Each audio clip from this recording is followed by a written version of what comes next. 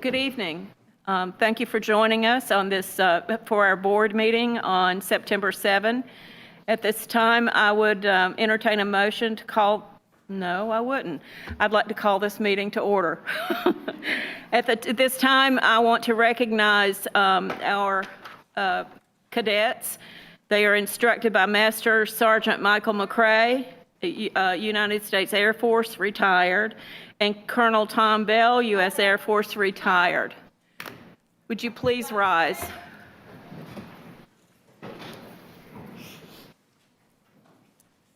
I pledge allegiance to the flag of the United States of America and to the republic for which it stands, one nation, under God, indivisible, with liberty and justice for all.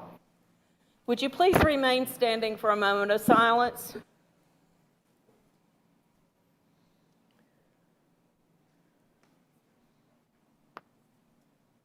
Thank you. You may be seated. I guess we should have stood up, shouldn't we?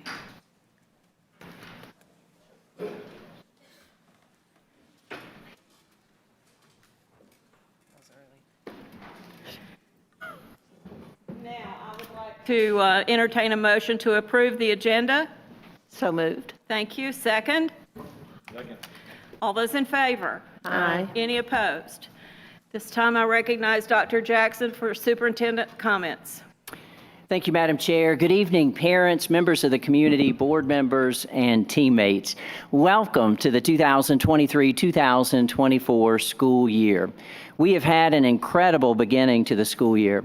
It's no exaggeration when I share with you that this has been the strongest start to a school year that I've experienced in my career. Throughout the school system and in every single school, I've experienced incredible smiles and joy throughout. Our senior leadership team members also each visited each of our 45 schools. I've heard from principals and teachers how much they appreciate seeing our leaders in the schools.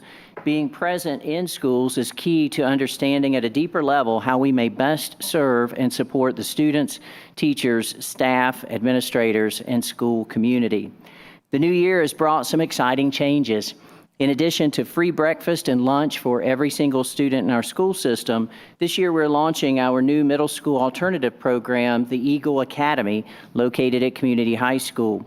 After hearing this need universally expressed by our middle school administrators and teachers when I arrived, a blue ribbon task force of school and district professionals have worked together to birth this new program.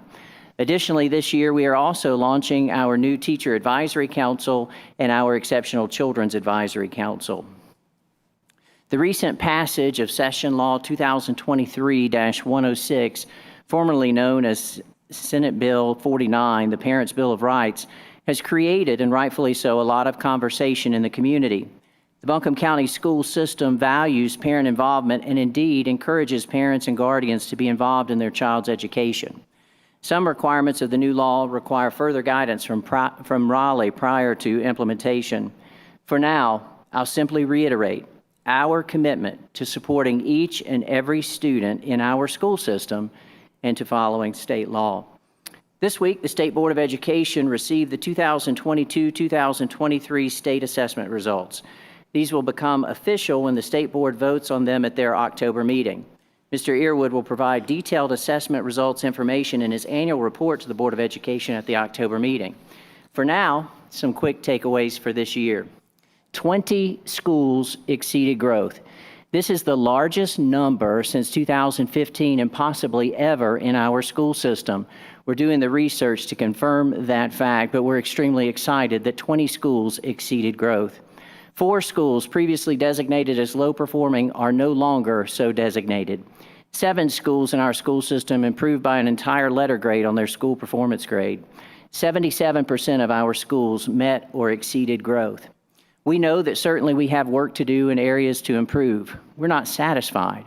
For now, though, these results, coupled with our highest ever cohort graduation rate and matching our 7-year highest ACT county average, makes me very excited and enthusiastic for the future.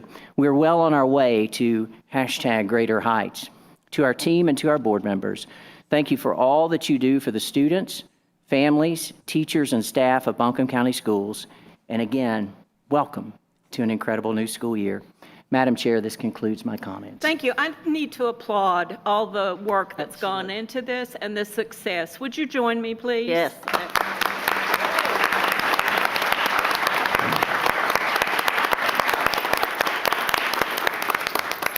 Thank you.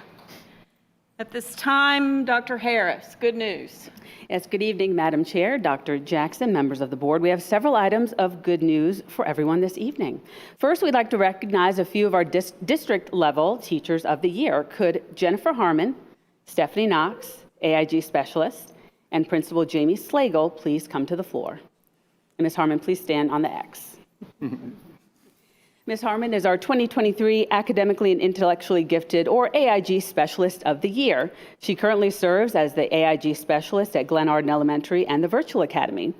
BCS AIG programs provide advanced students with engaging learning experiences that deepen their passion for learning, problem solving, and critical thinking. Ms. Harmon's been a teacher for 16 years and an AIG Specialist for 11. She was named the AIG Specialist of the Year in part because of her love for students and learning and the positive attitude she brings to her role each day. She leads and supports parent and student functions, serves on various committees, and is deeply involved in her community through school-wide programming and athletics. She single-handedly recruits and welcomes professionals from our area to the Glen Arden Career Day each year. She is well-known, well-loved, and a key advocate for gifted programming, and best of all, she is an ambassador for the teaching profession. As a result of this award, she'll now be nominated for the statewide recognition as a nominee for the North Carolina Association of Gifted and Talented's Outstanding Teacher of the Gifted Award. Ms. Knox, please present Ms. Harmon her plaque.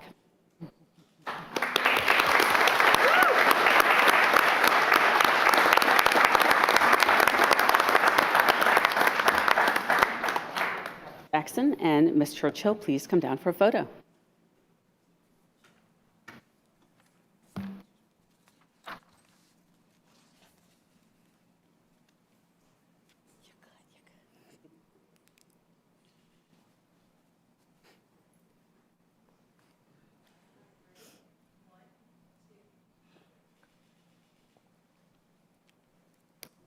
And can Ms. Harmon's family join her now?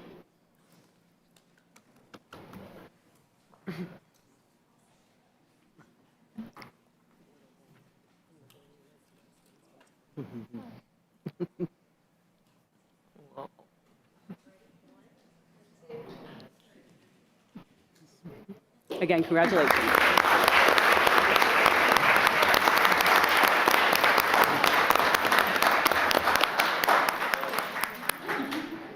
And next up, could Mr. Justin Gillespie come on down to the front? North Buncombe High School's Principal Kevin Yantz, Miss Lynn Iskrig, and Sonia Leonard with the CTE department. And Michelle Smith, she's the CTE director. She regretfully could not attend today. She is at a conference. Mr. Gillespie is our 2024 Career and Technical Education Teacher of the Year. An educator since 2005, he now teaches Animal Science 1 and 2, Agriculture Mechanics, Equine Science, and Advanced Studies in Ag and Natural Resources. The BCS CTE program offers students a wide variety of options for real-world hands-on learning. From culinary arts to fashion design to agriculture, there's something for everyone. Each year, our CTE team selects one teacher to represent us as Teacher of the Year, and according to CTE Director Ms. Smith, once you see Mr. Gillespie in action, whether it's in the classroom or at an FFA event, it's clear to see his why. He has built relationships with all of his agriculture students and keeps students involved through hands-on learning. It's clear to see Mr. Gillespie has a heart for students and passion for his program and preparing students with skills for future careers. Congratulations, Mr. Gillespie.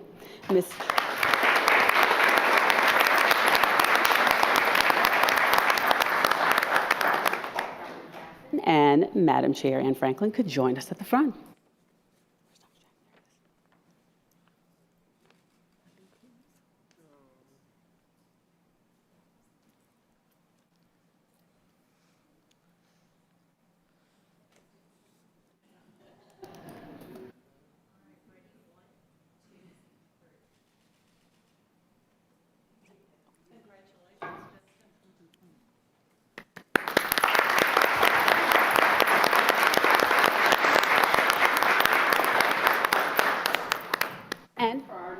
talented educator to recognize, could Miss Susie Hoppus, EC teacher at Inca High, Miss Sheila Ellenberg from the ARC of Buncombe County, Principal Jeff Burleson, and Miss Amy Dupree, Director of Special Services, please come to the front.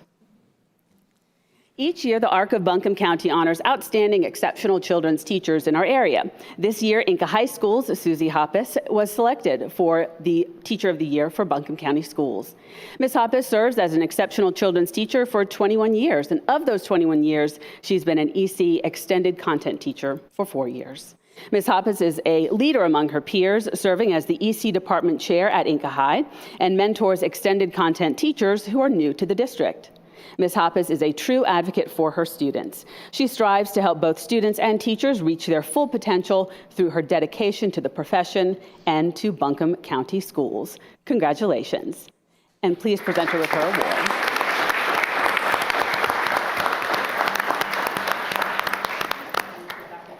And Ms. Lewis, join us for a photo.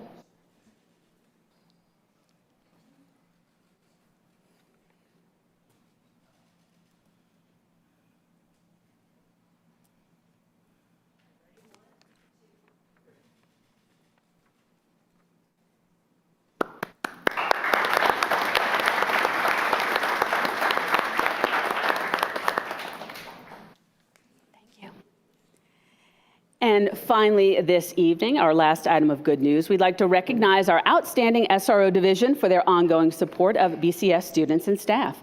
Could Sheriff Miller and Captains Summy, Tullis, and Honeycutt, Sergeants Ray and Stroop, and Deputy Sims please come to the front?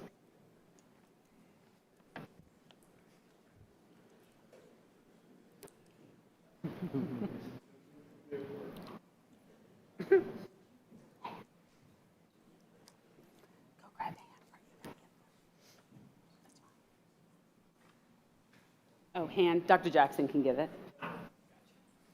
Thank you.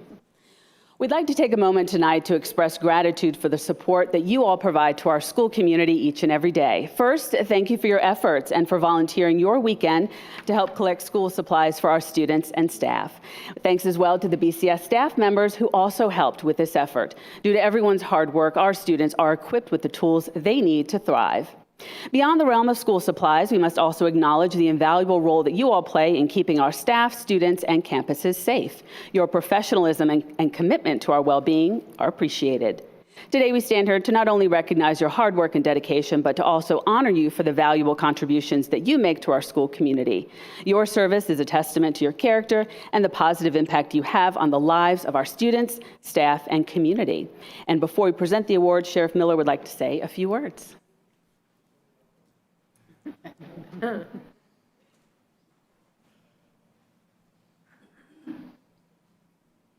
So I'm going to ask my major, John Lepford, to come up here. He didn't call his name.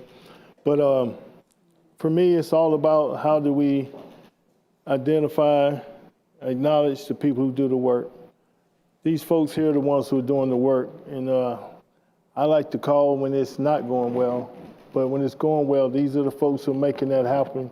And so please recognize them for the hard work they're doing. It's not about me as the sheriff, it's about those folks right there. And so again, thank you.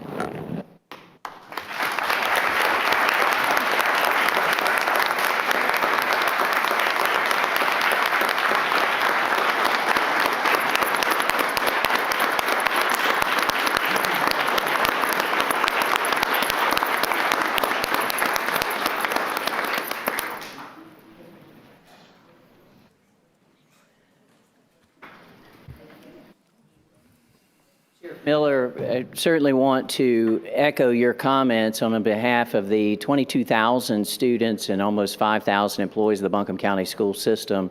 We want to share our great appreciation for our school resource officers, for your leadership team, and for your leadership. This week, I had the opportunity to join school resource officers as we were conducting lockdown drills in our schools and have seen firsthand their professionalism, their dedication, their loyalty, and their absolute passion for ensuring that our students and staff are safe. We're in good hands, in the hands of our school resource officers, and we don't take that for granted. Thank you, sir. And on behalf of our team, this is for you.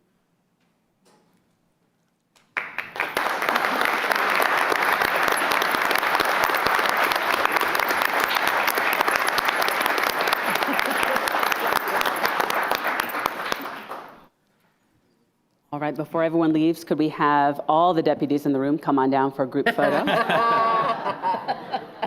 By all. Well played. Well played.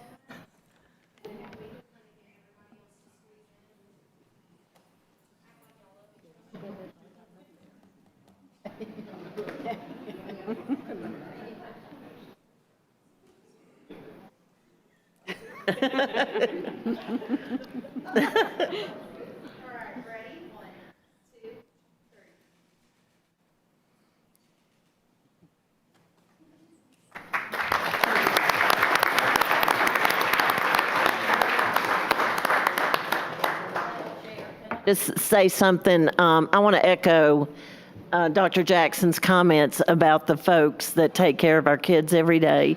These folks take care of our children. I had the pleasure, Mr. Elliott and I, to meet with our sheriff, and I want to commend him for his support of our students in Buncombe County.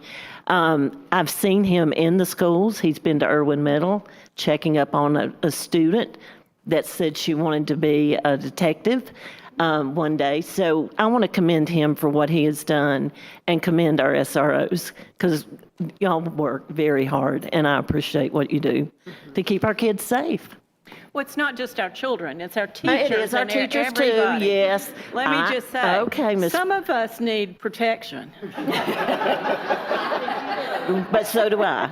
But yes, our teachers, our principals, I mean, you're at games, you're everywhere. So thank you for what you do.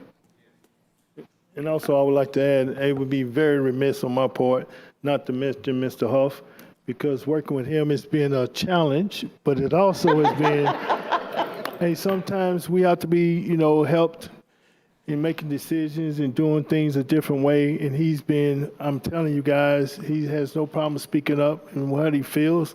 And we are actually honored to be working with him because I like it when people trying to make us great. And that's what Mr. Huff does. And I just want to thank him publicly for what he's been doing. Thank you. Thank you, sir. Appreciate it. I wanted to add to that, if you would. Thank you. That we push each other and we challenge each other. And I want to tell you that Sheriff Miller and the SROs have met the call. I want to say specifically what they have done at the very beginning of this year and continuing through this year. We have so many SROs, but they're officers that are not SROs that also do other things like if they courthouse duties, and he's probably got about 3 or 4 other areas. I just can't name them right off the top of my head. But he has asked them to visit our schools. We have designated a space in our schools for them to go and visit and have a place to go and write up their reports.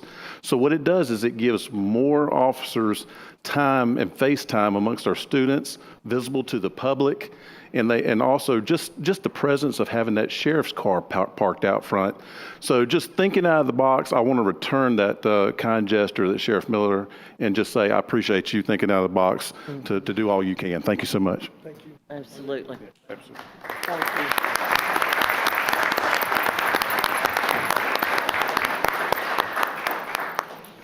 And Madam Chair, we have one final recognition we'd like to make.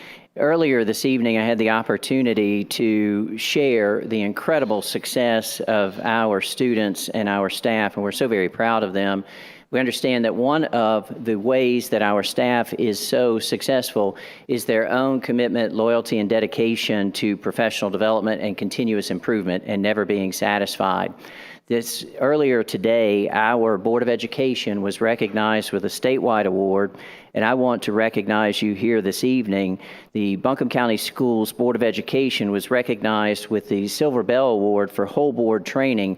Essentially, this award acknowledges that every single member of our Board of Education is committed to and participating in professional development to grow your own leadership and your understanding of the workings of the school system. And so on behalf of myself and my teammates, we'd like to say congratulations to our Board of Education on this statewide award. Congratulations, board members. Thank you.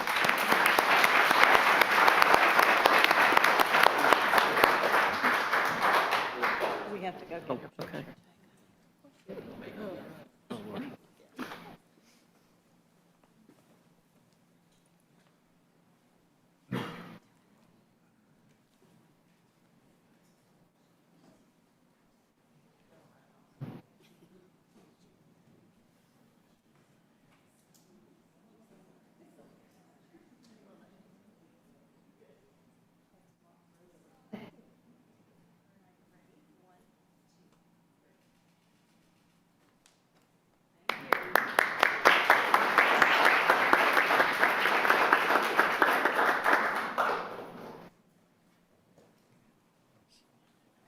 And Madam Chair, that concludes good news for this evening.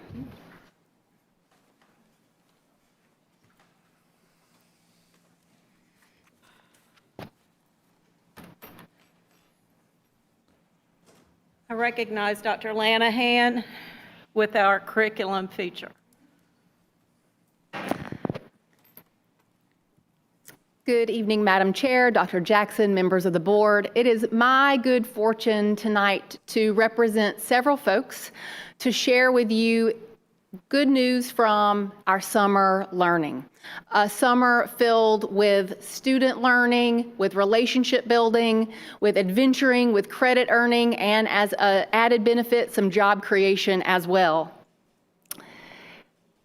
To start just with an overview of our summer learning opportunities, we had our K-4 Summer Academy, our 5-8 Summer Academy, High School Summer Academy, 2 CTE camps, 2 Career Academy camps, and an extended content Summer Academy.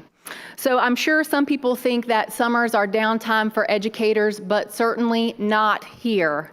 And as I share this information with you, my challenge to you is to note all the smiling faces. It might be easy to think that students don't like to go to school in the summer, but I might beg to disagree. And I think you will too after you see this presentation. So in terms of our Summer Academy for K-8 students, we had a literacy focus, including a Read to Achieve focus, project-based learning focus, as well as connections to math and science. Not a traditional summer school by any stretch. For example, kindergarten students were tasked with designing a house for a hermit crab, a house that would be waterproof for that hermit crab. And to challenge them even further, they had actual hermit crabs to practice on, so making connections to STEM and creativity. 4th grade students at our Summer Academy had a focus on pizza delivery. Their scenario was that they and some friends had started a pizza delivery company, and their task was to design a container that would keep that pizza hot for 30 minutes. And they had some actual pizza to practice on as well. And our 8th grade students had a scenario where an earthquake had destroyed a town and they had to rebuild their school to be structurally sound. And no, they did not have an actual earthquake to practice on, but they did have an earthquake simulator. So as you can tell, it was not just reading and writing and arithmetic this summer, but all of those things embedded in a really innovative approach to student learning. So in terms of our Summer Academy K-4, there were 6 elementary sites: Hominy Valley, West Buncombe, North Buncombe, Black Mountain Primary, Oakley, and Estes. The asterisks note the sites where we had dual language programs this summer. 667 students attended those 6 elementary sites, and 33 3rd grade students met a Read to Achieve proficiency pathway. And 217 staff were employed at those sites, including custodians and bus drivers and assistants, as well as the teachers. So here are some of those smiling faces from our 6 sites. Our 5-8 Summer Academy was held at Cane Creek Middle and Eblin Intermediate. There were 81 students who attended at Eblin Intermediate and 66 at Cane Creek Middle, with 42 staff employed. And they were certainly practicing the MOVE component of our Common Instructional Framework there.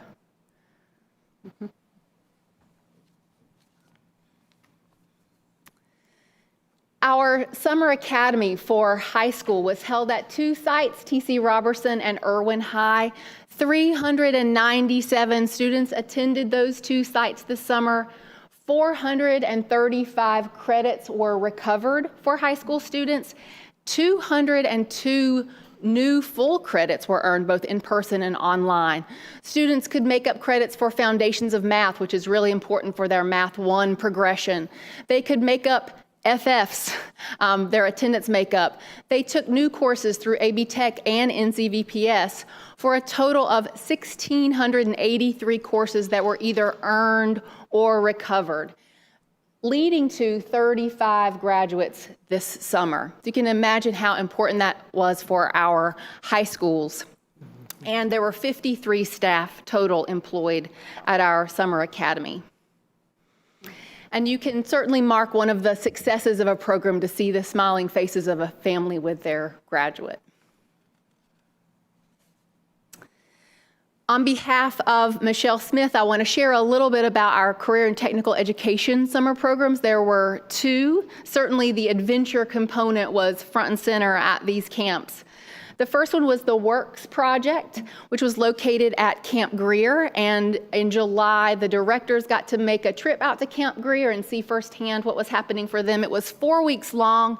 A total of 124 students participated, and 15 teachers worked at that site over those 4 weeks. And they were out in the woods doing fun things. It was great to see middle school students outside talking and playing with each other. The eSports camp was held at T.C. Robertson High School. It was 1 week long, and if you were like me and had to learn a little bit about eSports, it is an online competitive gaming experience that helps students immerse themselves in STEM or STEAM pathways, and it was very popular with the students who participated. 16 students, again, for 1 week at T.C. Robertson. Irwin High School is home to the Career Academy, and every summer the Career Academy hosts 2 summer camps specifically for the students who will be participating in that program at Irwin High School. Summer Bridge is designed to intentionally transition students from 8th grade into 9th grade. It was held over 2 days.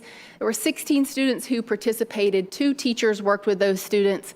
It's a really powerful experience to help them make that transition that can be really difficult for students. And they spent some time at the Asheville Adventure Center on the ropes course, which our principals and assistant principals did this summer as well. The hospitality camp for the Career Academy was also for students in the Career Academy over 4 days. 15 students, some of the older students in Career Academy participated in that. 3 teachers worked there in Summer Academy. And the idea of the hospitality camp at Career Academy is to really give students an idea of the hospitality and tourism industry in Asheville and Buncombe County, and help them see job connections, and quite frankly to take them to places and see things that even though they live in Buncombe County, they might not have been able to see or understand. So they took field trips downtown to the breakout room, to Salsa's restaurant. They spent a day cooking in a commercial kitchen. They connected with people at the Hilton Hotel. So lots of great experiences for our older students at the Career Academy. And finally, on behalf of Ms. Dupree and her EC team, I want to lift up the amazing work that happened this summer at the Extended Content Summer Academy that happened at 2 locations, PEP at Estes and PEP at T.C. Robertson. 158 students, is that correct, Ms. Dupree? 158 students attended, 112 people were employed, including transportation safety assistants, teachers, bus drivers. And this programming was specifically designed for the unique needs of this population of students, and for the last 3 years, it's just been an invaluable service to them and to their families. And as you can see from these photos, they had a wonderful experience. So thank you for taking some time to learn about the amazing opportunities that happened for our students. Even though we've geared up for the fall, there was lots of things happening this summer in Buncombe County Schools. Thank you. Thank you.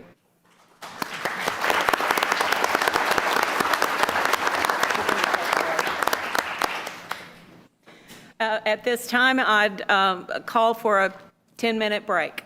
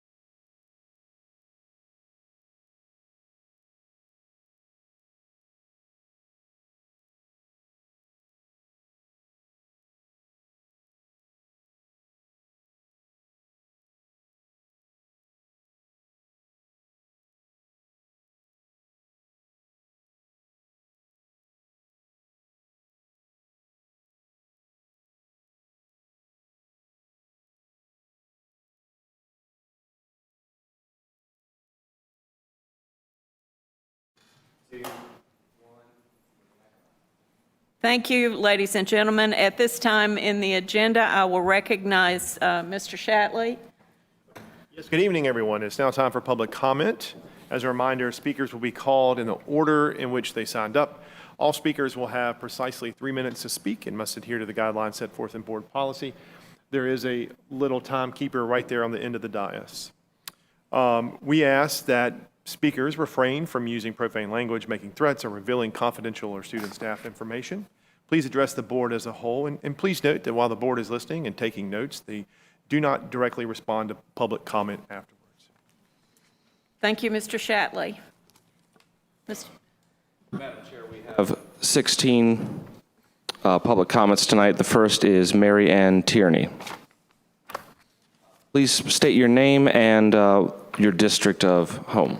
I'm Mary Ann Tierney, resident of the Reynolds District, mother of a sixth grader, a registered nurse, and the director of Safe Tech NC, a nonprofit sharing why and how to share wireless technology safely to preserve our health.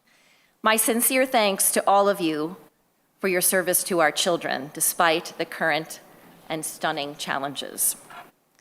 I want to extend a special thanks to IT Director Robert Frisbee for taking some very important steps to lower the wireless radiation levels throughout the school district. Mr. Frisbee's efforts are crucial because children are far more vulnerable to this radiation than adults. The most recent study of their vulnerability, which I have included in part in your packets, has found that the pediatric hippocampus, the brain's center for learning and memory, absorb 30 times the radiation of adults. So, to help bring down the school's extreme radiation emissions due to multiple factors, I am here to invite each of you to attend a free statewide webinar that Safe Tech NC is offering. It's titled Turning Down the Dial on Wireless Radiation in North Carolina's Schools: The Science, Symptoms, Solutions, and the Legal Imperative to Protect Our Children. It will be held on Tuesday, September 26th at 11 a.m. Our panel of international experts will share how lowering wireless radiation can help improve students' test scores, behavior, lift their mood, and improve their sleep. The safer techniques that we'll share can also reduce the district's electric bills and carbon footprint. Find out about safer tech practices from all over the world. Learn how clearly enforced cell phone policies can not only ease teachers' jobs, but also improve attention and reduce cyberbullying, just as the UN now recommends. While this information is important for the IT staff, it is most important for you as policymakers who hold responsibility for the safety of students and staff. Registration details are included in the packets I've provided. I will email you each a link tomorrow morning to make it easier. I've also left flyers for this webinar at the door for the general public. I hope each of you will attend, and thank you so much. Thank you. The next speaker is Sharon Broussard. And again, please state your name and your home district. Yes. My name is Sharon Broussard. I live in Asheville, Haw Creek. Not sure of the district yet. I'm a grandmother of a bright young man who will soon enter the Buncombe County public school system. I am the proud product of the public education system, as is my adult daughter. We both went on to become professionals. She is a doctor. Public education molded both of us into well-rounded, compassionate adults. I'm hoping for the same for my grandson. Today, I am retired and a member of Public Schools Strong, a network of hundreds of parents, grandparents, and community members all over North Carolina who advocate for honest, accurate, safe, equitable, and fully funded public education for all of North Carolina's children. Right now, a group of extremists, including Moms for Liberty, have tried to distract us from the real issues facing our public schools, use some of our kids as scapegoats, and undermine public schools as we know them. I feel the real important issues include the safety of our children, having schools that are adequately funded so teachers and bus driver positions are filled and we can reduce teacher turnover. We want inclusivity and a great education for all our students. Now that extremist legislators have voted to give away public funds to private schools, Buncombe County schools will soon lose an estimated $5.6 million. It is criminal that the state's existing voucher program has fraud, waste, and mismanagement, and our tax dollars will be adding to that. It has been shown that voucher-funded, unregulated public schools do not perform better academically. What will suffer if we give more funds to private schools? Special education services, school nurses, school buses and drivers, building maintenance, and class sizes are only the beginning. Please use the powers you have to allow democracy in the schools to flourish, including libraries stocked with books that educate and expand the minds of all our children, no matter what their race or sexual identification, and foster public school teachers unafraid to do their jobs. Public school strong. Thank you. Thank you.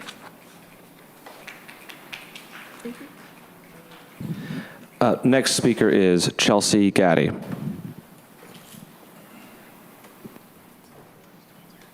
Was it?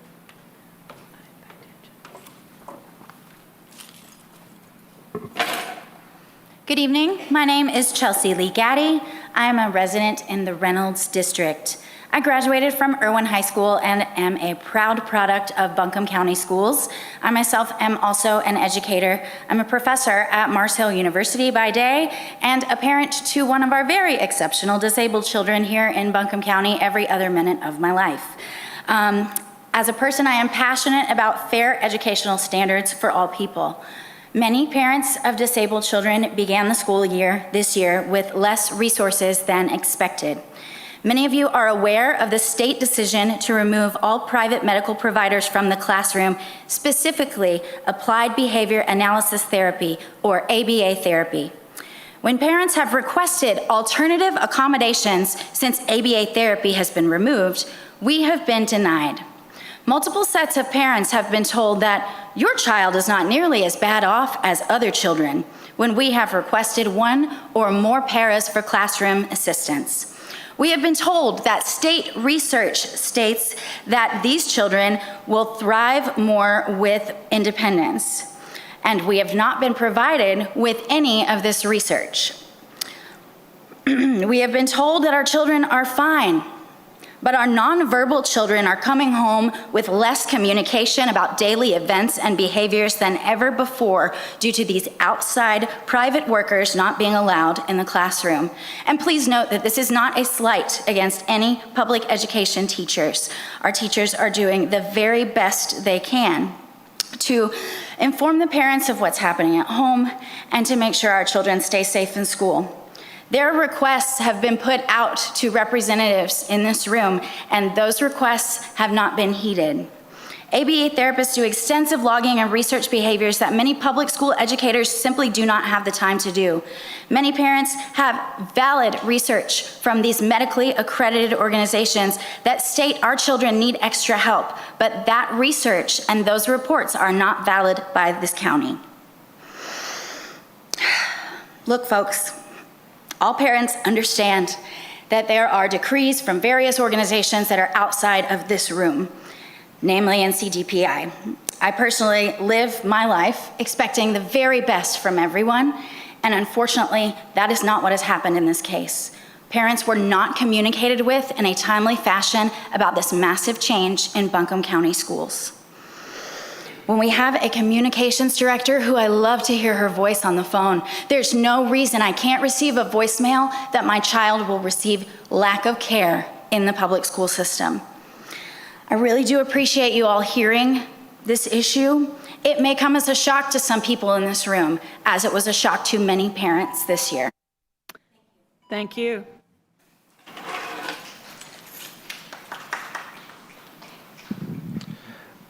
Next speaker is Angela Tipton.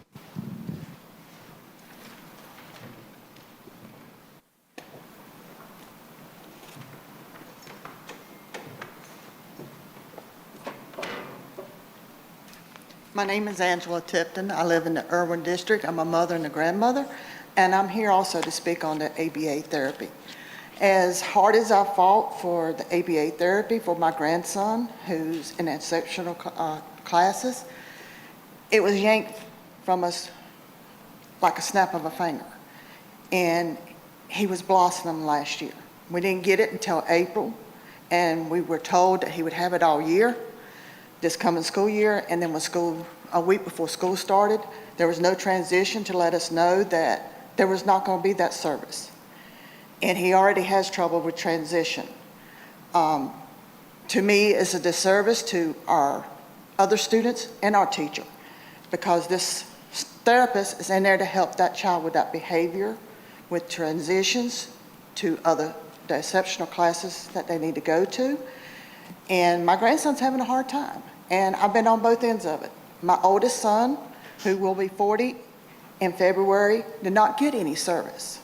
He was diagnosed with bipolar by the time he was turned 18. He did not graduate, he dropped out of school, and now I'm just trying to advocate for my grandson to get what he needs so he can be able to succeed in this world. Thank you for listening to me. Thank you.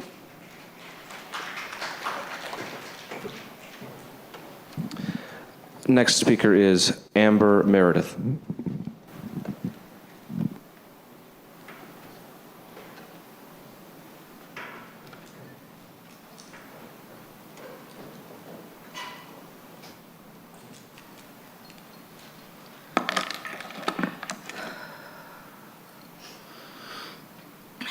Sewashte Hao, Mi Chanji, Amber Meredith. Means hello, my name is Amber Meredith. I live in the Owen District and I am an alumni from the Owen District. I come to you today standing before you as a concerned parent of a young child in Buncombe County Schools, as well as a PTO president for that same school. I have been involved with the school system as a volunteer and in the PTO to try and help support the students, staff, and beyond as much as possible. I cannot speak any more eloquently on the ABA therapy or other aspects of what I am here to speak on than those that stood before me. I stand to reiterate that those folks be heard, listened, and truly listened to. My concerns with SB 49 are essentially history repeating itself. My family in Frankfurt on the Oder witnessed it. My family from Fort Peck, Montana, witnessed it. As a result of things very similar as to what is occurring with SB 49, families, children, elders, it's a snowball effect of violence and eradication. It is legal genocide across the board. I am concerned that if things are enforced as things are wrote, there's so many holes in it, it looks more like Swiss cheese to me.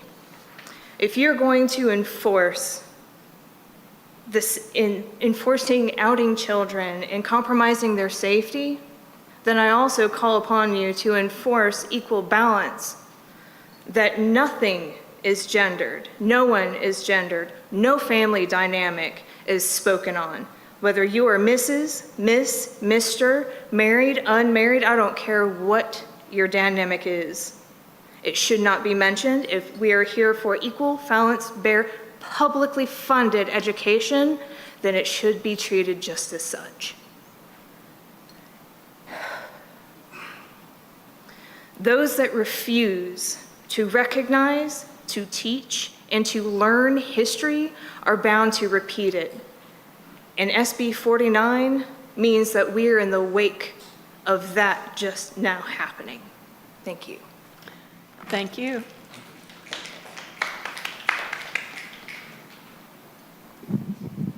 Misty Childs.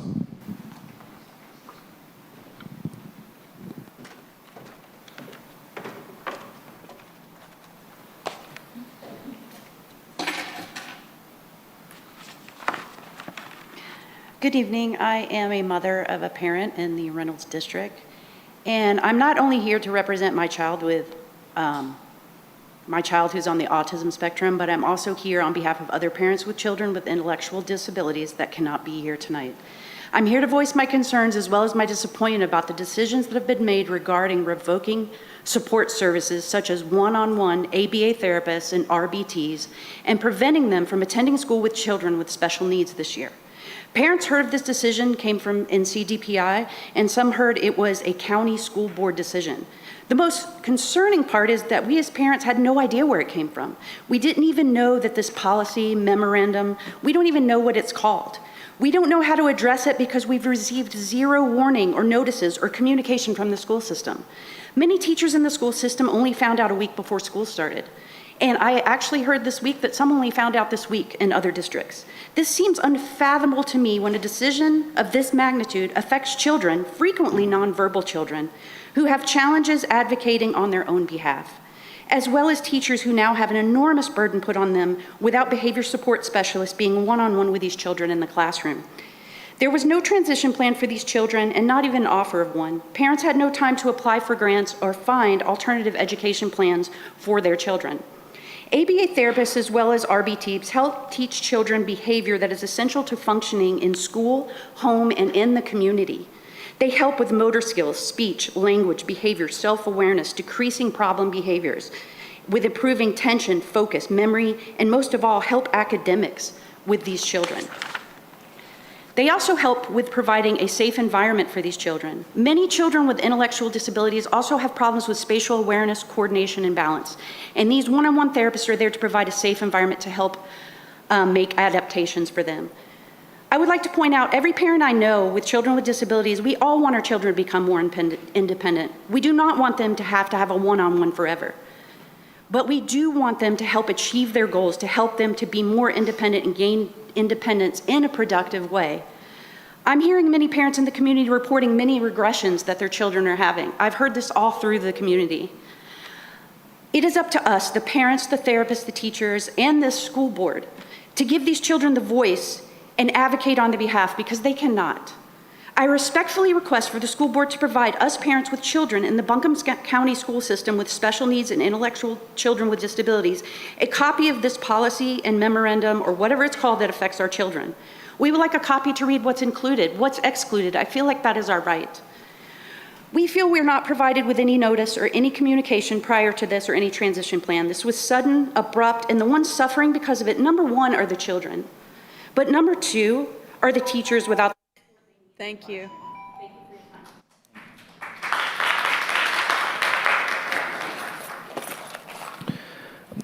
Adrian Pata.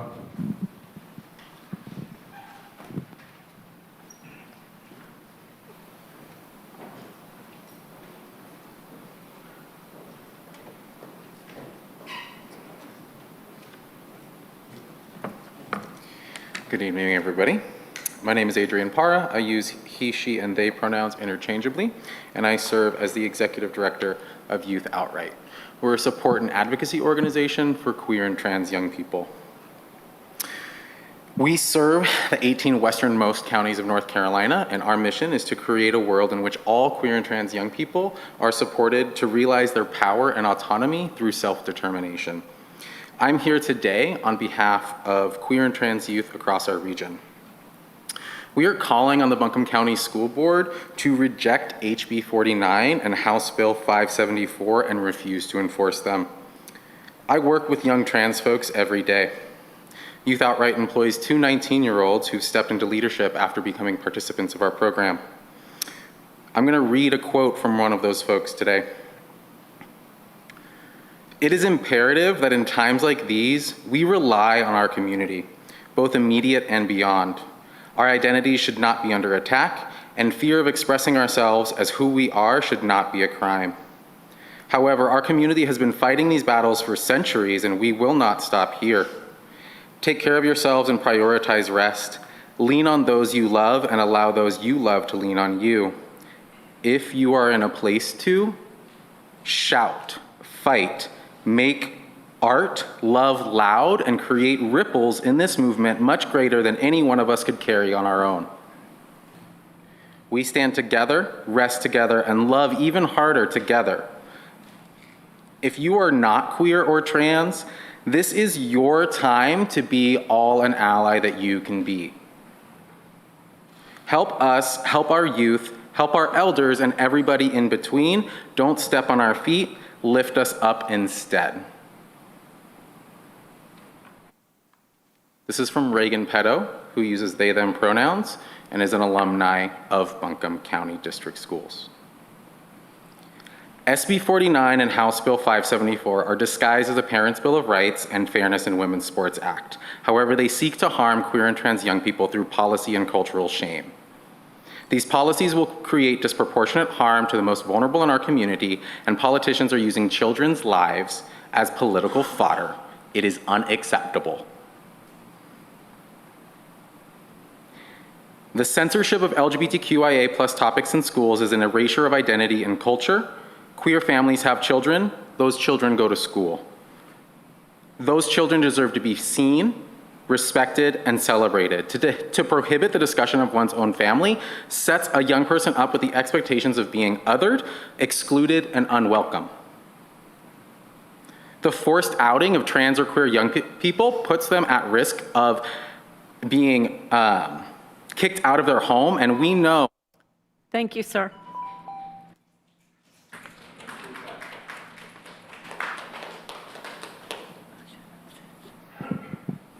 Victoria Lau.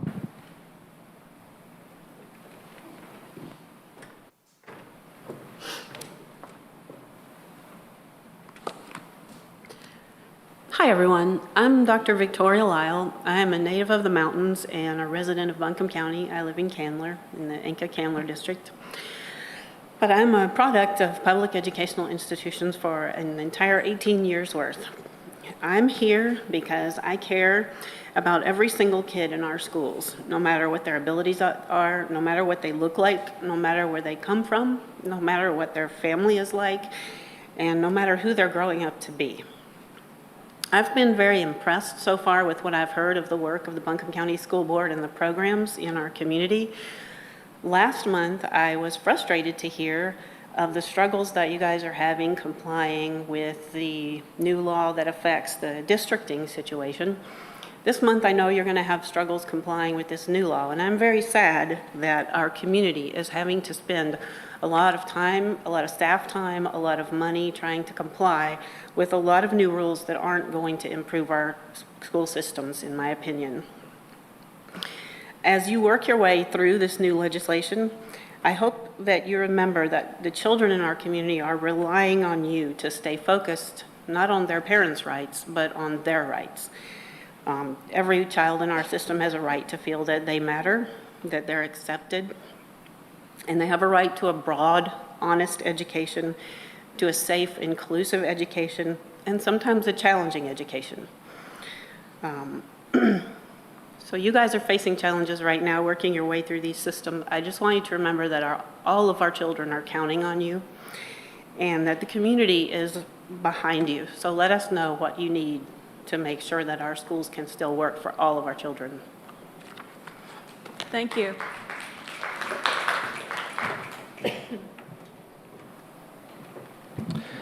Betty Buckner.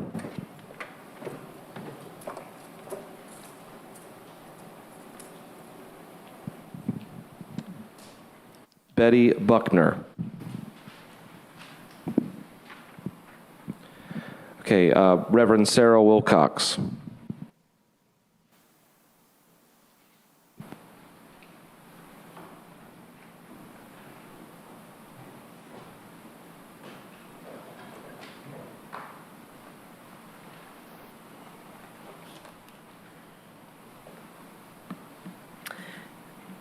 Good evening.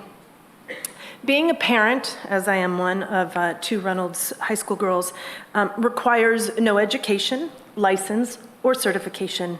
Baseline, becoming a parent is directly correlated with one's ability to procreate.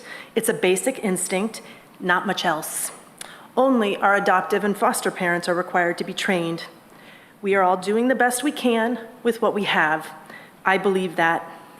However, the movement for parental rights in this nation being brought to state houses and to school boards, it isn't about what is best for children. It is about keeping kids from the realities of our history and our world. At the same time, it denies our kids accurate information, and it doesn't prepare them to live in a world with others. As a New York Times columnist, Jamil Bowie writes, parents' rights never seems to involve parents who want schools to be more open and accommodating toward gender nonconforming students. It's never invoked for parents who want their students to learn more about race, identity, and the darker parts of our history. We never hear about the rights of parents who want schools to offer a wide array of library books and materials to their children. Please hear me speak those desires into this room. I expect the public school system to teach my kids about the people in our world and about our history. Bowie writes, the reality of parents' rights movements is that they are meant to empower a minority of parents to dictate education and curriculums to the rest of the community. And a gerrymandered state House overturned a governor's veto doing exactly that in the state of North Carolina. It bears noting that that same state house struggled to protect child brides and minimized legislation that would have protected kids more. Unfortunately, the Parental Bill of Rights jeopardizes the safety of our most vulnerable kids. And so I urge you as a body to take care in how you engage this policy. For example, the best way to protect kids from sexual abuse, it is age-appropriate, comprehensive sexual education. The stats indicate that comprehensive sexual education decreases the likelihood of sexual abuse and teen pregnancies. When kids begin to ask questions about their bodies is exactly the time we should begin it. Limiting it to heterosexist understandings and the gender binary, it is a disservice to families in our communities, to teachers in our classrooms, to the kids themselves and the world beyond the doors of our classrooms. It's dangerous and it puts our kids' lives at risk. I can't imagine a more difficult time to be serving on a school board, teaching in a classroom, or pastoring a church for that matter. But I do hope that each of us can understand that we all have limitations, and truth be told, whatever we might be an expert in, it's probably quite limited. While I appreciate parents being intentional about their children's educations, I would never think to suggest I'm the expert in the room. I'm part of a group of people, including teachers, administrations, seeking to forward my kids' best interests. Thank you.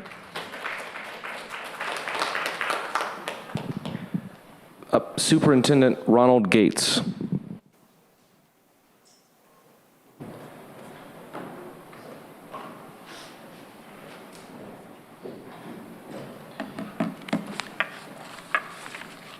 Pastor Ronald Gates and I abide in the Leicester area.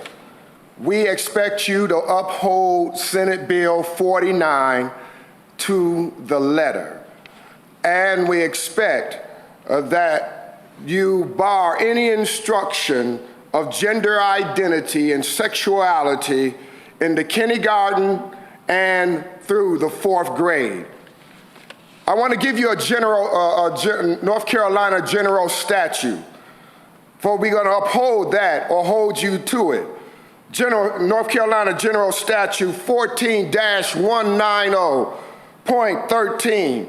It talks about harmful to minors, quality of material performing depicting sexuality, explicit, nudity, sexual activities, and then also dropping down materials or pictures, drawings or videos or films, visual depicting or reading material, minors that are under 18 years of age. 2 books I'm going to allude to that are in the Buncombe County school system. Here is 2 of them that are a part of it. But for your part, since school is in session, you got a drawing. And I expect for you as students that shows penis and a vagina. drawing. I expect you to put your name on the top, right where it is located on a male and a female, and then you are to write how is that penis and that vagina is used. This is in the school system. So it is your part. You sitting back there smug, well, somebody is a pervert or a child molester because you're breaking the North Carolina general statute right now. And so why aren't you writing your name on it? Why aren't you putting functioning with it? Let me give you, that's art class. Let me give you reading class real quick. Reading class, as you look at your handouts and none of you grabbing it, but you are liable to it. Touching, look what it says. You may stroke the penis and insert your finger in the anus. What kind of material is this doing in the school system? And then insert your finger in a vagina. Oral sex. That for a guy to go down and give blowjobs in the school system, you're accountable for this. Reading is in session. Anal sex. You ought to penetrate the anal with your penis or a finger or a sex toy. Somebody is a pervert. Somebody is a child molester. Thank you, sir.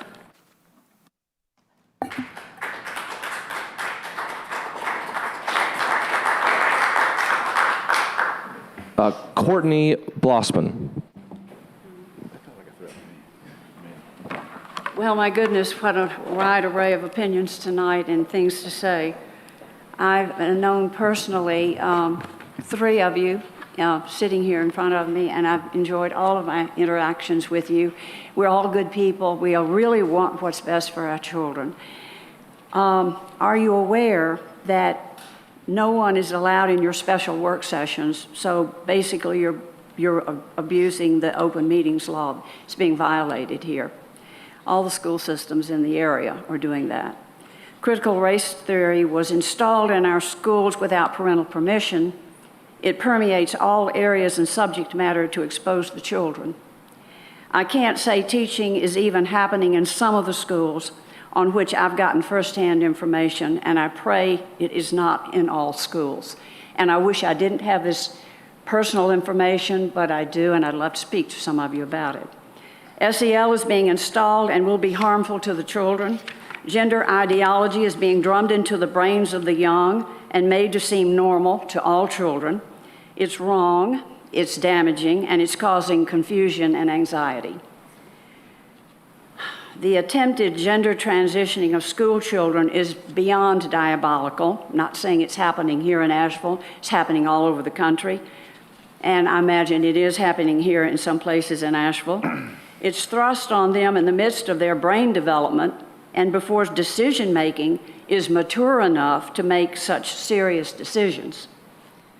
I hope that this school board will find a conscience because we're really concerned about the children in your care.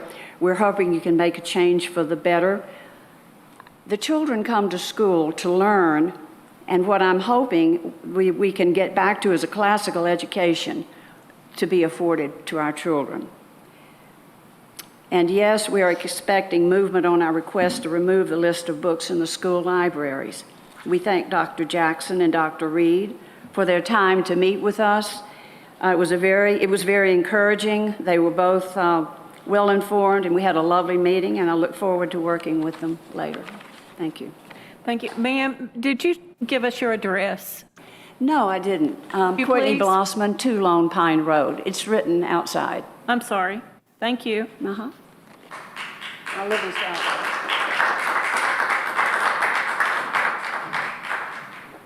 Lauren Robertson Sizik.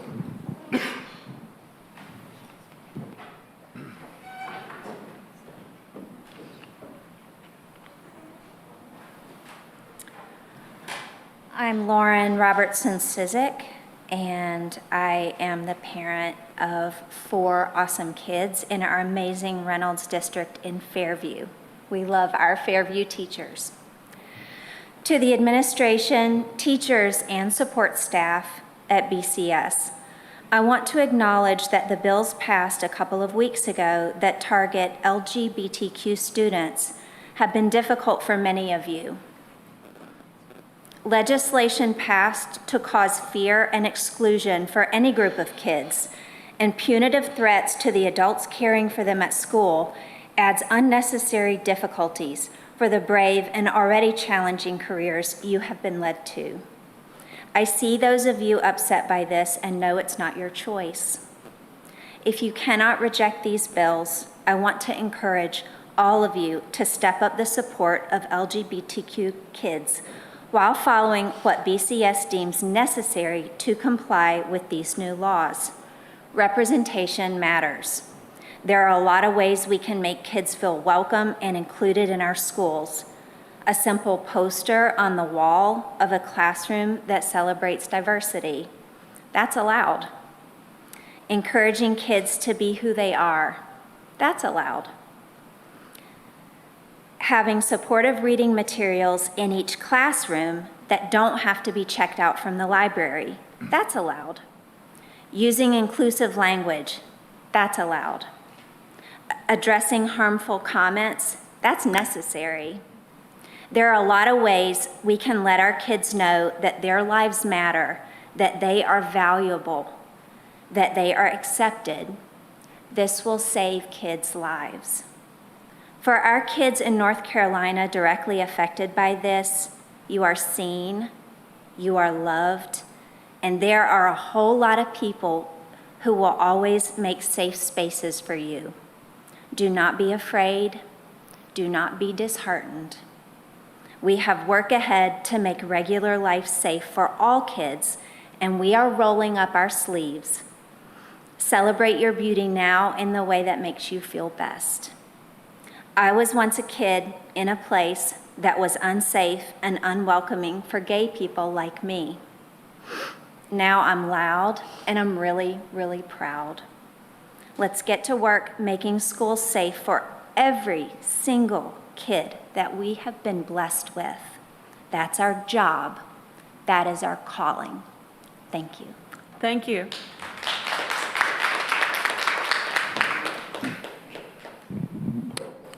Christy Cortese.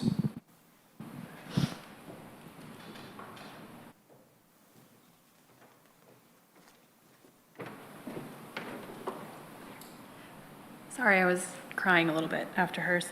Hi, I'm Christy Cortese. I am in the Owen District and the mom of a fabulously redheaded rising kindergartner. I work locally at AB Tech Community College, and I have a master's in intercultural studies and belong to the Anglican Church. I'm here tonight to address SB 49, specifically the Parents' Bill of Rights and its impact on children and families in the community. I'm speaking as a representative of Families for Educational Excellence, a local group of 200 plus families who have diverse family structures, different gender identities, ethnic and racial identities, religious beliefs, and political affiliations. I want to start by reading our group's mission as it outlines who we are and what we care about. At Families for Educational Excellence, we celebrate diversity and reject discrimination. We are committed to building inclusive educational structures. We are dedicated to building educational structures that empower children. We believe that every child should feel included, academically prepared, and encouraged to explore a world of educational resources. This includes the rich tapestry of books, movies, and resources that relate to their lives and interests, enabling them to become well-rounded, informed, and curious individuals. We reject all attempts at book banning. First and foremost on our minds is obviously addressing SB 49 and the policies that will need to be created to adhere to this new law. We are asking that the school board create policies that are inclusive of all families and children, especially the LGBTQ plus community that this law is targeting. I have a few questions of how we could do this. How does the school board intend to protect our LGBTQ plus children from being singled out and targeted by this law? Statistics have shown that they're a vulnerable population, and schools should be a safe space where they can be their authentic selves without fear of harm or discrimination. What is the Buncombe County Schools Board's plan to ensure compliance with federal law, specifically Title IX, while implementing the state law? We must ensure that our schools remain safe and inclusive. The law restricts curriculum content related to gender identity, sexual activity, or sexuality, but how is this possible to exclude information on gender identity when that includes identities such as she, her, him, or his? What will be the guidelines for these rules that don't target LGBTQ children? Another important aspect is the process for parents to voice objections. What is the school board's plan to address these concerns while ensuring that children are not deprived of valuable educational materials due to complaints? We must also explore creative ways to work within the law to teach our children that different kinds of families are welcome. Although the law restricts discussions about sexuality, it does not prohibit stories about various family structures. Such stories can help children understand that their unique expressions of families are valued and respected. Thank you.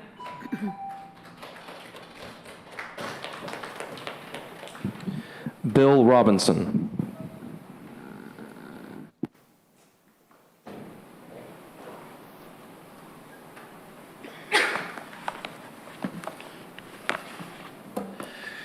My name is Bill Robinson. I live in Buncombe County. I'm the father of 2 girls and the grandfather of 2 more. I'm here to talk about what it seems I'm always talking about, which is the suicides of young girls in the Buncombe County School District and the Asheville City School District. I'm tired of saying it, but I'll repeat it until the day I die if necessary, until it's recognized, discussed, and addressed by this school board. On May 12th, a beautiful young girl named Kylie Wilhelm hung herself. And she was a middle school student at Owen Middle School in Swannanoa. She's not the first. Between January 1st of this year and May 12th, when Kylie committed suicide, 7 young girls have committed suicide. This is something that should strike the fear into hearts of all of us, no matter what our political or gender affiliations. These are not children who are struggling or dealing with gender transitions. These are not gay children. These are Christian conservative children. 2 of them were at Mr. Elliott's school district at Reynolds. There's a problem here. And every time I come to one of these meetings and have to sit through 60 minutes or 90 minutes of self-adulation and back-patting, everything's great in our schools. Don't we have wonderful teachers? Our students love it. The lady that said, I beg to differ that kids love going to summer school. No, I'm sorry, a little pro tip here. Kids do not love going to summer school. In a great school district where you have great teachers who are teaching well, there's no need for big, expensive summer programs. Kids get to go off and go to school later on, but in the summer, they get the summer to themselves. These kids are not enjoying themselves and having a great time, all the smiles that we were told about. Let them be off in the summer. And so these suicides are something that has to be addressed. And it's happening not because people are being harassed for their sexual choices or being drawn into conversations, young children being drawn into conversations about whether they're a boy or a girl. It's happening because they're being harassed because they're Christian conservatives. And I didn't say a prayer here as I usually do before I begin because I see the faces of people up there who don't like it. And I'm sorry to hear about that. I'm also sorry to hear that you're feeling like you don't want to enforce the law. You're struggling with it. You might be looking for ways to get around enforcing these new laws. Do not try that. You're here to enforce the laws. You enforce the laws very well when they appeal to your political and Thank you.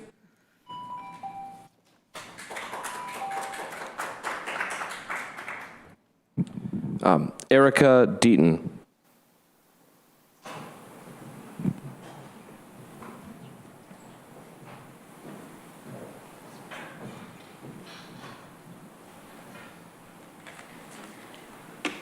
Okay, I am not a formal person. My name is Erica Deaton. I have a 15-year-old. We live in Buncombe County, and my 15-year-old goes to Buncombe County schools. I am a queer mother of a gender nonconforming and queer teenager. I work for an organization that supports LGBTQ youth that are suicidal. One topic that comes up in conversation about how the youth got to this point often is how the youth was outed by someone in their family or at their school before they were ready to come out. I hear just how much this impacts them and harms them. Everyone deserves to be able to come out to their family when and if they feel safe doing so. We have to ask ourselves, would we rather our teens be suicidal because they have been forced to come out with an unsafe family that shames them or tries to put them through conversion therapy? Or would we rather allow them to come out when they feel safe, even if that means waiting until they leave home for good? I think people don't realize what they are doing to these kids by trying to control them. There have always been and always will be queer youth. All you're doing is making their environments less safe for them to thrive and causing harm that is irreparable. And I'd also like to say that I have an older child who is trans, and they also are in college now, not in Asheville anymore. But I don't think that my kid would have made it through high school and gone to a university if these schools had not been supportive of them being an LGBTQ person and not pushing anything on them, but just supporting them and being there for them and allowing them and tolerating them. And that's all that I would like for y'all to do. I hear all the time from suicidal youth that they don't feel safe going to school. I hear from youth all over the country, by the way. But we don't want that. We want kids to feel safe going to school. We want kids to feel safe being who they are. Thank you. Thank you. Madam Chair, that concludes public comment. Thank you.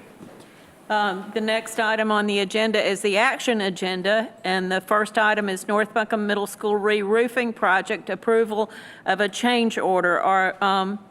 Do members of the board have questions on this item? Hearing none, I would entertain a motion to approve. So moved, Madam Chair. Thank you. Second. All those in favor? Aye. Any opposed? Motion passes. The next item is Central Services renovations, approval of construction manager at risk, Seymour, and the architect's contracts. Are there questions from the board on this item? Hearing none, I'd entertain a motion to approve. So moved. Thank you. And a second there. All those in favor? Aye. Any opposed? On the consent agenda, we have minutes of August 3, 2023, regular meeting, open session, the personnel report, approval of BCS individual schools length of day, policy 3300, school calendar and time for learning, advisory council members for approval, advisory council members request to add, Valley Springs Middle School easement for Duke Energy Progress, LLC, Charles C. Bell Elementary School approval of MSD easement, special services sole source procurement request, N2Y LLC, 2023 NCSBA voting delegates.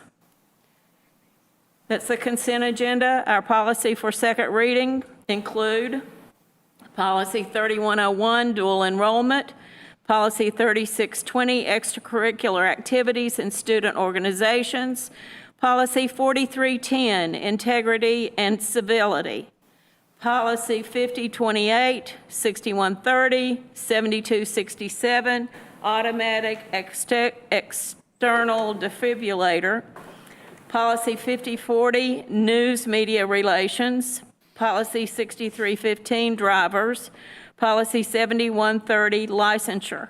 I need a motion to approve this consent agenda, please. So moved. So moved. I believe that was moved and seconded. Just a point of discussion, please. Sure. I want to circle back to, on the consent agenda, the advisory council members. And I want to point out, amidst discussion around parent involvement. This board has had a policy on the books since 1992 for there to be a collaborative, consensus-building body of stakeholders in our school system that's made up of parents, students, teachers, administrators, that, as stated in the policy, are asked to provide feedback, to give consensus recommendations to the Board of Education. We receive notes from those advisory council meetings. That's what they're called, is advisory councils. So since 1992, that's not a state mandated policy. That was a policy that this board took upon itself to put in place, help me with the math, 30 years ago. It's been revised 8 times, 10 times, and recently revised in June 29th of this year, with a lot of discussion amongst the board about how to be fully inclusive in our schools. Our administrators have taken a lot of extra steps this year, because I've seen it, especially in the Reynolds District that I've been speaking with our administrators there.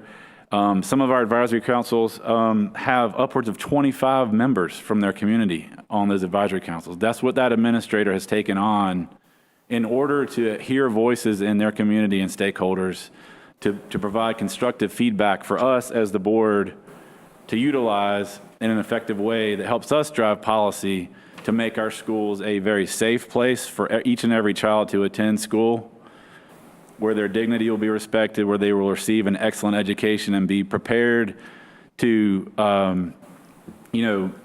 fulfill all of their potential in life. That's what these advisory councils are for. So I wanted to point out that structure that we have had in existence as Buncombe County Schools for a long time. And I also want to point out that because it's easy to breeze over this thing. Even if you're in the school, it's easy to just sort of like, it's an advisory council. But when you add up all the names across the county that we're approving tonight and the ones that we approved last month, there's over 500 names on these advisory council lists, right?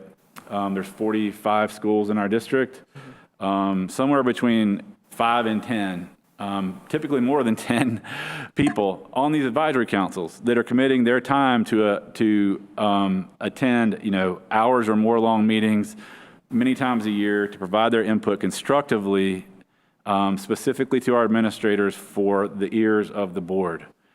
So I want to take a minute just to say thank you to all the parents out there, all of the teachers that take their time, because it's additional time for our teachers. This is not like, they get overtime for this or something. They show up and they add their time to this as well. Our administrators who stay late, as always, but for this very specific purpose. I want to say thank you to everybody who signed up, all those 500 plus people across our county who are trying their best to be constructive voices to help make our schools a safe, productive learning environment every day. So I just wanted to say, again, thank you to the administrators who pushed really hard to make this a very inclusive process. Regardless of anybody's partisan political views or anything, if you are a member of that school community, they had an open door policy this year, and that's not an easy thing to manage. So just, again, pointing out the multitudes of people that have signed up to volunteer to give their voice and help our schools out. I just want to say thank you to everyone who's doing that this year. That's it, Madam Chair. Thank you, Mr. Elliott. If I could just add one thing to that, I'm sorry, just very quickly. Dr. Jackson, thank you for your support in having the administrators go ahead and they did the all calls, they did emails to parents and families. And there was a huge response just in my district. It was probably the best response we've ever had in the Irwin district. And I actually happened to talk to a parent who went to school with my son many years ago that said, we were so thankful to get an email that said we could apply at West Buncombe, and they're going to do a fabulous job. But they said, we're excited about being involved, and I would encourage parents that are still out there that may have the opportunity or the desire to get involved, to reach out to your school principal. That's how you get involved. That's what I did as a mother. I'm still doing it as a grandmother, probably a little too much. But the thing is, that's how parents know what's going on in schools. You got to be involved. Thank you. Okay, I believe I have a motion to approve the consent agenda and a second. Could I get all those in favor? Aye. Any opposed? All right, I also, am I doing all right here? On the information agenda, we have 2023, 2024 yellow school bus list, the policies for first reading, policy 3225, 4310, 7320, technology responsible use.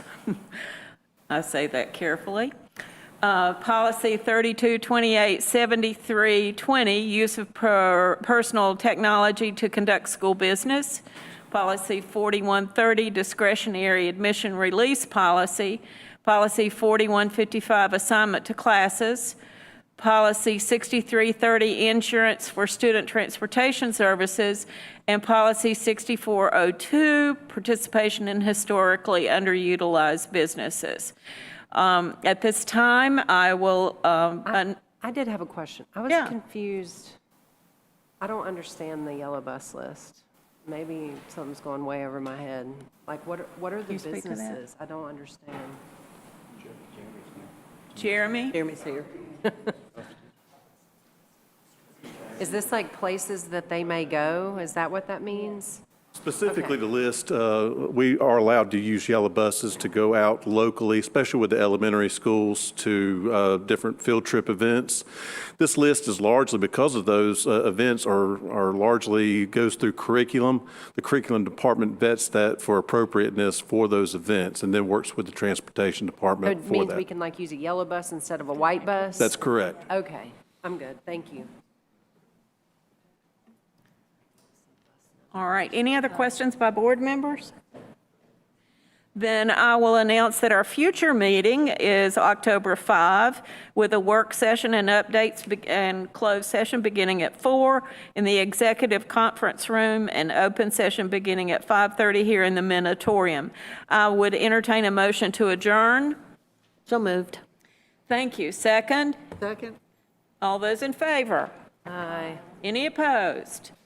We are adjourned.